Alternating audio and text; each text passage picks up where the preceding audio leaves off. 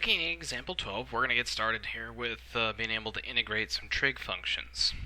So if we see this, we're going from 0 to pi of 1 plus sine of x dx. Very, very similar to what you guys did in section 4.1. We're going to take the antiderivative and we're just going to evaluate it at pi and evaluate it at 0 and find the difference between those two. So first step, find the antiderivative. The antiderivative of 1 is x. And then the antiderivative of sine is minus the cosine, right? Because if we take the derivative of cosine, we get minus the sine, so we have to have minus and minus to make sure that we end back up with a plus sine of x. Okay, so now we're going to evaluate that.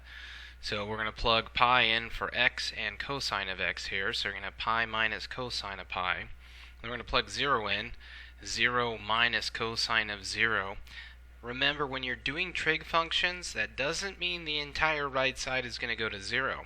Cosine of 0 is 1, so make sure that you're paying close attention when we're doing evaluating trig functions. So make sure that you distribute that negative sign through so that it actually becomes a plus 1.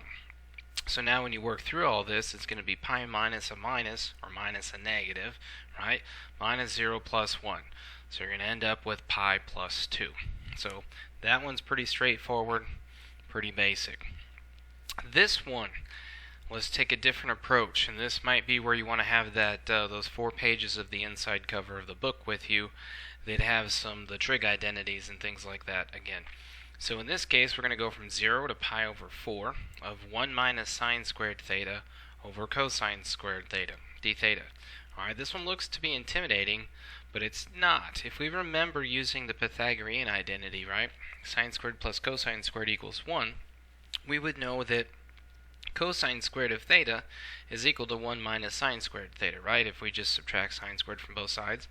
So now when we rewrite this integral, we have the integral from 0 to 4 pi, from 0 to pi over 4 of cosine squared theta divided by cosine squared theta d theta. So that cosine squared theta over cosine squared theta reduces to 1. Now we're literally integrating 1 from 0 to 4. So the antiderivative of 1 is going to be theta. You could say x if you wanted to, but we are in trig form. We're using angles, and it's the variables d theta, right? So it's with respect to theta, so that's why we choose theta here. Okay, so now we're going to evaluate theta from 0 to pi over 4. So pi over 4 minus 0, because you're literally just putting pi over 4 into theta and 0 into theta, is pi over 4. So in this method, we had to reduce the trig function or reduce the integrand down right away. We were able to use the Pythagorean trig identity to do this, making it really easy for us. Alright, sometimes you got to apply that, sometimes you don't. Here's an example where we don't need to apply that. Okay, so in this scenario, we're going to go from negative pi over 2 to pi over 2 of 2t plus cosine t dt. This one, straight up, start out, antiderivative.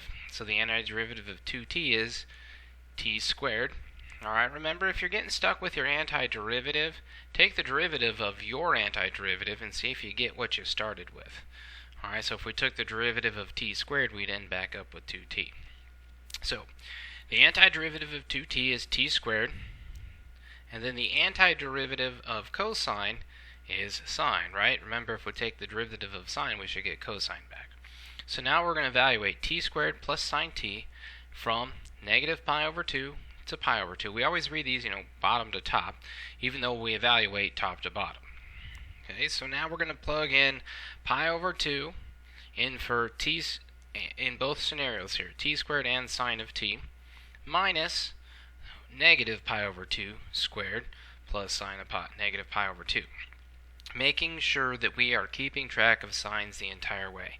So pi over 2 squared, make sure that you square the top and the bottom, or the numerator and the denominator. So pi squared over 4 plus, you should know your trig unit circle, right? Sine of pi over 2, that's sine of 90. We should know that that's equal to 1.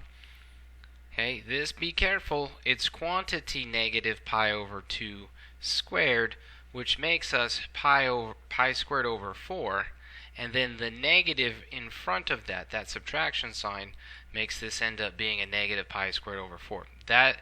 This subtraction sign here, the difference between f of b minus f of a. That's got to distribute to both terms here. And then sine of negative pi over 2, remember that means we're going the opposite direction. We really are at 270 degrees there. So that's negative 1. So making sure we keep track of all the signs here when we distribute through, we end up with pi squared over 4 plus 1 minus pi squared over 4, and then plus another one because we have minus a minus. So this ends up being 1 plus 1 yielding 2. Looking at example 15.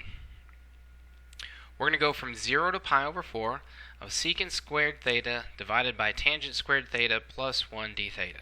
First thing I'm thinking in my head, I've got to probably try and use some sort of Pythagorean identity. So I get my sheet out of my inside cover of my book. Alright, those 4 pages, and I look, and yep, alright, cool. Tangent squared theta plus 1 is equal to secant squared theta. Or it might be, written differently, but you guys should all be able to solve that algebraically. So what we're going to do is we're going to replace that tangent squared theta plus 1 with a secant squared theta. So this is similar to the very first example we did, or second example we did, where we replaced the cosine and sine. So in this case, the tangent squared theta plus 1 becomes secant squared. So literally we have secant squared theta over secant squared theta. Remember, that doesn't cancel to 0, that cancels to 1. So we have the integral from 0 to pi over 4 of d theta, or you could say 1 d theta. There's a 1 in front of the d theta. The antiderivative of 1 is just theta, and we're going to evaluate theta from 0 to pi over 4. So when we do that, we plug in pi over 4 for theta and 0 for theta, so we get pi over 4 minus 0 is pi over 4. So hopefully that helps with some of the trig scenarios where you got to do some integrals of trig functions. Always try to have those 4 pages of the inside cover the book for you. That'll help reduce. Remember, try to use trig identities. Remember, tangent is sine over cosine. Cotangent is cosine over sine. Reducing things like that down so that when you see them, alright, you can simplify that integral. So always try to simplify the integral first before you have to do any integration.